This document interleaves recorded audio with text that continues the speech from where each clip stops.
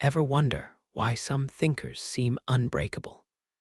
What separates a mind that shatters under pressure from one that thrives in chaos? It's not genius alone, it's ritual. Today, we uncover the secret daily rituals of history's strongest minds, habits they practiced when no one was watching, habits that shaped their resilience, clarity, and creativity. These aren't tricks, they're mind-forging traditions that you can start today. Take Marcus Aurelius, Roman emperor, Stoic philosopher. Every morning he faced himself. Who stands in my way?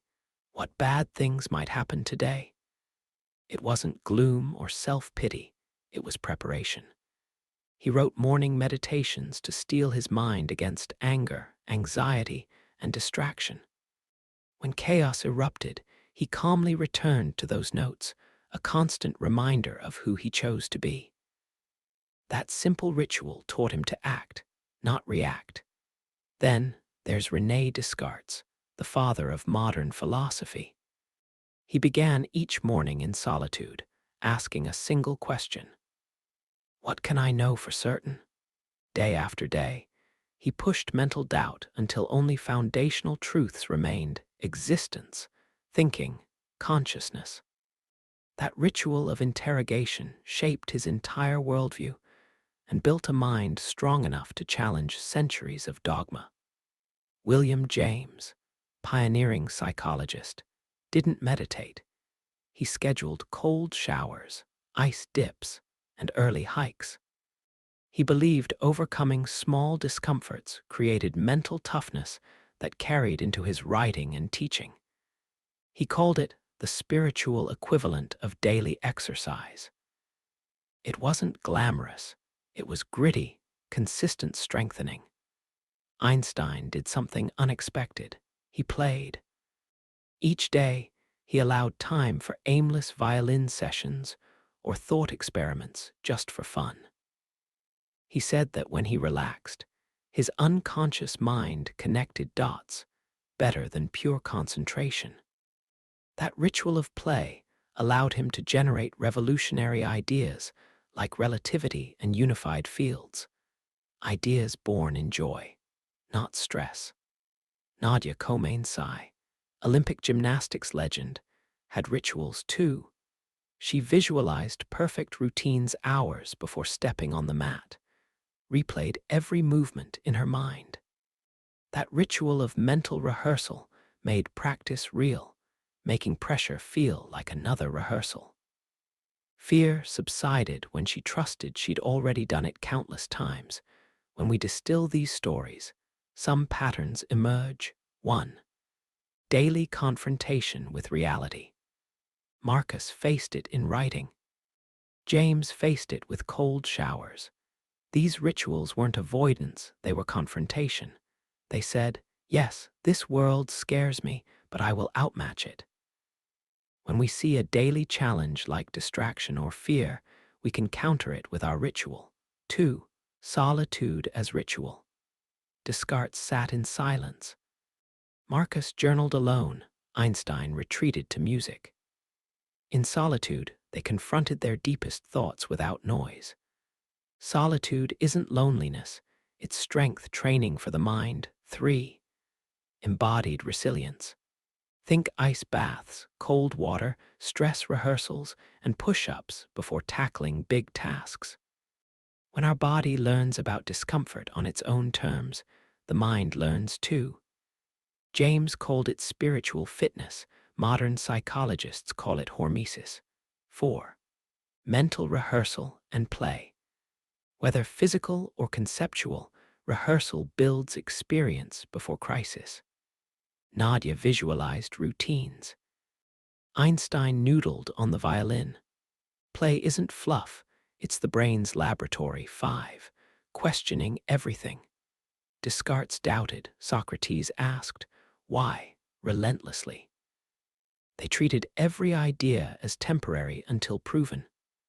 That ritual of skepticism dismantles mental comfort zones and builds intellectual immunity.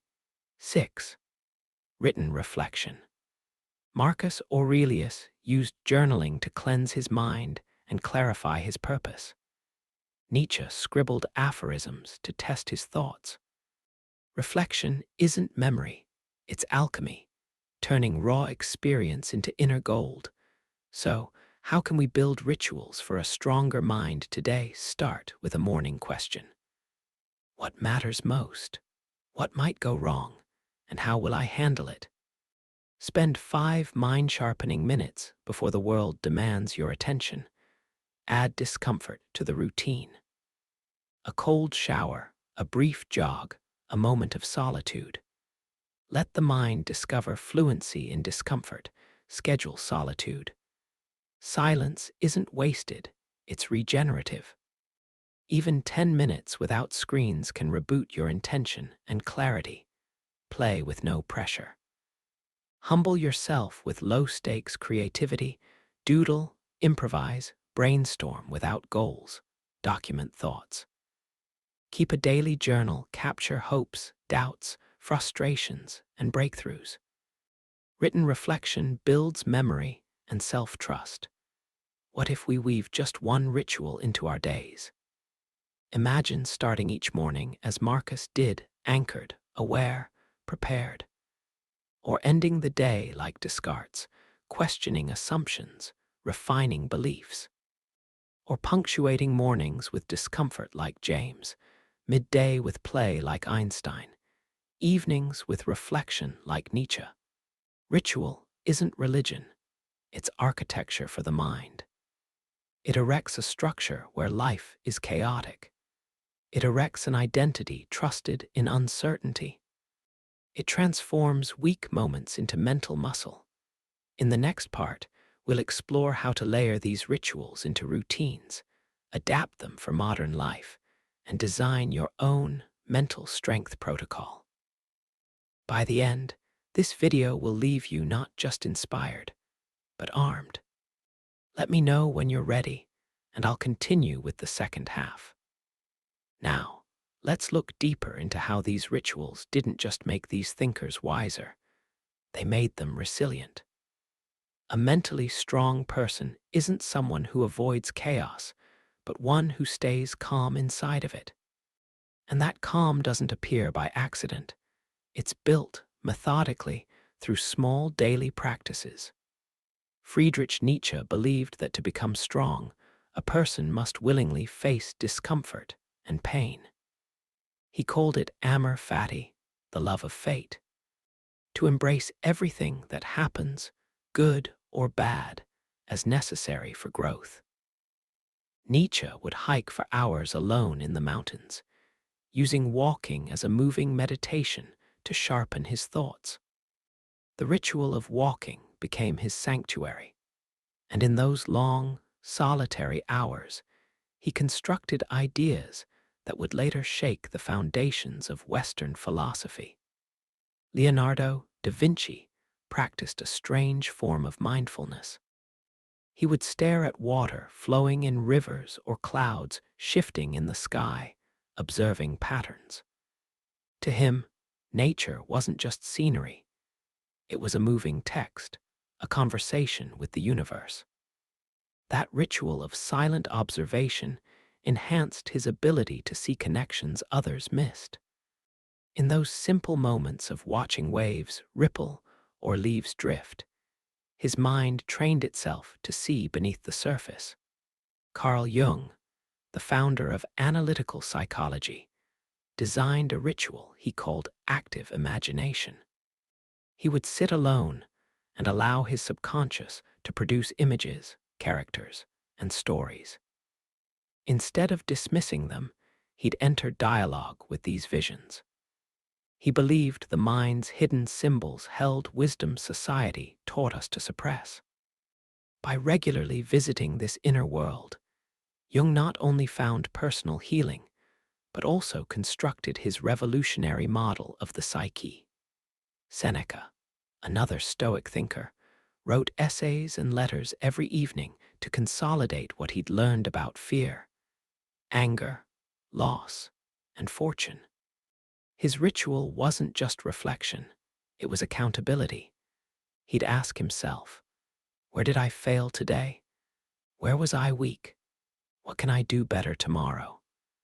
This daily confrontation prevented his ego from growing too comfortable and kept his mind sharp in the face of Rome's constant political intrigue. In modern times, thinkers like Naval Ravikant and Ryan Holiday continue these traditions. Naval practices morning silence and gratitude exercises. Ryan, inspired by Marcus Aurelius, keeps a personal journal where he reflects on his actions and failures. They understand that mental resilience isn't created in moments of ease, but in consistent daily discipline. If you pay attention, these rituals aren't complicated. None of them require money, technology, or perfect circumstances. They're about showing up for yourself consistently in small, meaningful ways. And together, these habits forge a mind capable of withstanding confusion, fear, and uncertainty. So, how do you craft your mental rituals? First, find your silence. It doesn't have to be an hour-long meditation. 5 minutes without noise, distractions, or screens is enough to reintroduce yourself to your thoughts. In that space, ask questions. What's pulling my attention?